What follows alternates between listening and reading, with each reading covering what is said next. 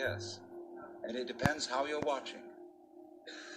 There is a very interesting thing that comes up in this respect with regard to the Bhagavad Gita and to the Yoga Sutra, where they talk about the witness. There is, as it were, behind our ordinary self with its emotions and involvements, a witness self that does nothing more than perceive what happens.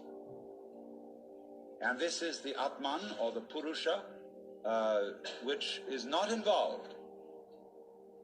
And some of you, no doubt, especially in times of crisis, have suddenly discovered this sort of witness center behind everything that just isn't involved. Most terrible things can be going on, but the witness is impassive.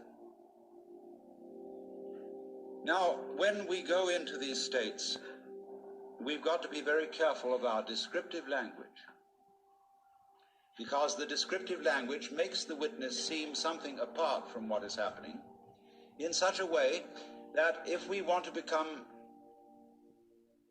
really sort of skitsy and catatonic about things, we can always be withdrawn and go in and identify ourselves with a solitary and uninvolved witness, who is merely a hangout for the ego, as when the police raid a house in which there are burglars.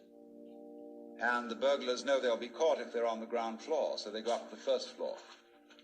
So then the police come up to the first floor, they're up to the second, finally they get to the roof, or the open sky and the infinite. And in this way, this was why the Buddha did not teach about the atman, the real self within us, because he knew people would use the real self as a hideout for the ego.